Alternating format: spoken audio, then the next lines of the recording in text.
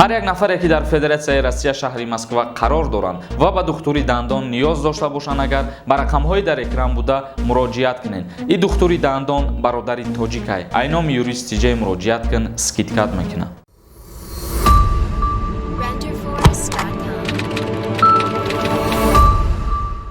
ассалому алайкум ба ҳама тамошобинони барномаҳои канали юристиҷаи. Умедворем ки тансиҳати хонаобод ҳастен ва имрӯз мо як-ду хабари муҳима баҳри шумо пешкаш мегардонем ки як хабари мо тааллуқ дора ба муҳоҷирони меҳнатие ки дар Федератсияи Россия қарор доранд ва дуюм хабар оиди ба имзо расидани қарори нав аз ҷониби президенти ҷумҳурии Тоҷикистон Эмомалӣ Раҳмон. Инак шурӯъ мекунем аз хабаре ки оиди муҳоҷирон тааллуқ дорад. Яъне ки имрӯзҳо ба ҳамаи мо ва ба ҳамаи муҳоҷирон маълум аст ки бештаре аз муҳоҷирон дар Россия кору фаъолият мекунанд.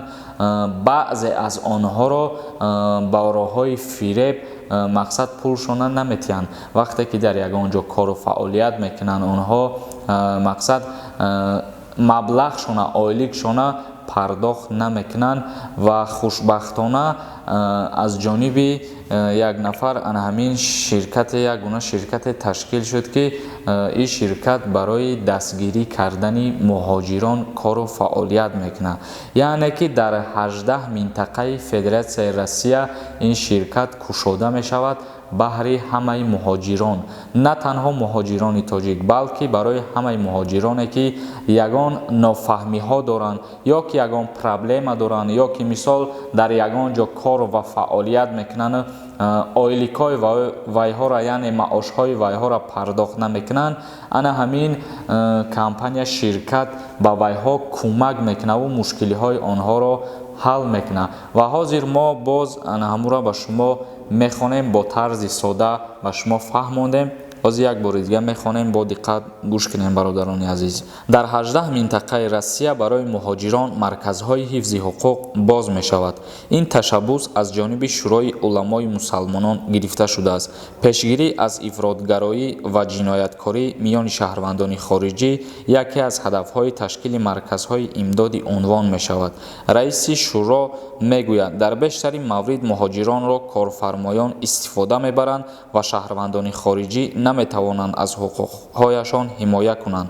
бинобар ин ба марказҳои кӯмакрасон шаҳрвандон новобаста ба дину миллаташон метавонанд муроҷиат намоянд.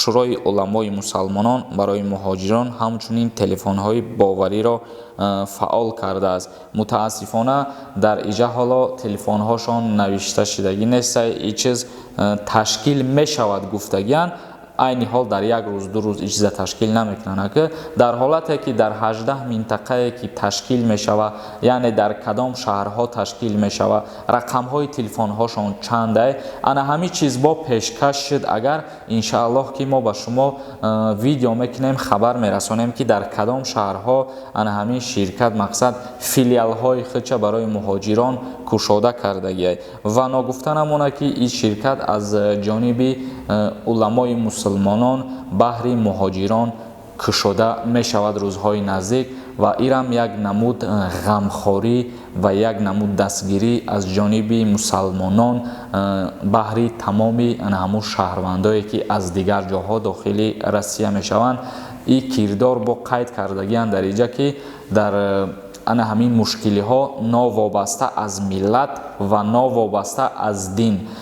мақсад агар мегирем номусалмонам боша дар уҷа муроҷиат куна, вайҳо корша буд мекунанд, чунки дар иҷа боз ҳам як хислати хуби мусалмонгариро мардуми мусалмон барои и дастгирӣ кардагишон нишон метиҳанд, чунки ин ташкилот аз ҷониби шӯрои уламои мусалмонӣ ташкил шудагиай ва дар иҷа ҳамаро қабул мекунанд ва ҳамаро дастгирӣ мекунанд. ва касе дар ин хабар маъқул шуда боша ва иншааллоҳ ки интизор бошед, рӯзҳои наздик бо маълумоти муфассалтар дар ин бора агар барои телефонҳошон ё ки барои адресҳошон пешниҳод ба хонандагон шид, морам ба шумо видео мекунем ва пешниҳод мекунем.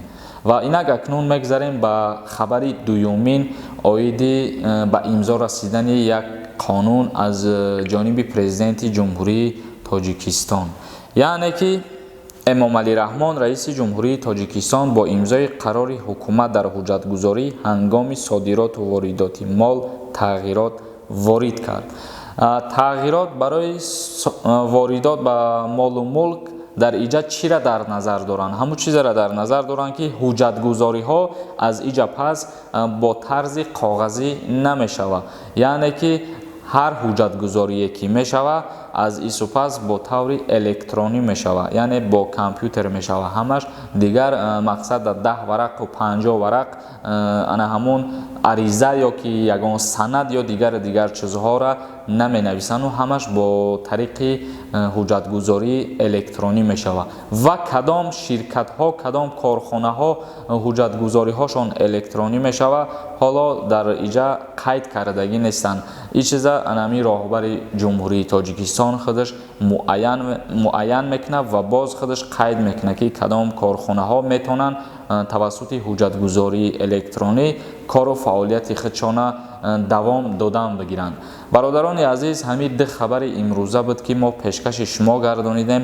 ҳазор раҳмати калон ҳар нафаре ки моро дастгирӣ мекунад, тамошо мекунад ва ба мо боварӣ дорад. мо баҳри ана ҳамун нафарҳо кӯшиш мекунем ки рӯз то рӯз навгониҳо кардан гирем ва кӯмаки худмона каме ҳам боша аз ҷиҳати илмӣ, яъне ба саволҳои мардум ҷавоб додан ё ки ана ҳамин гуна хабарҳоро расонидан ба мардум бирасонем кӯмакмона. дар канали юристиҷаи обуна шидана фаромӯш намекунем. саволҳои худтона дар поёни видео ё ки дар инстаграм ба ма равон кунед. худованд ҳамаи мову шуморо нигаҳбон бошад.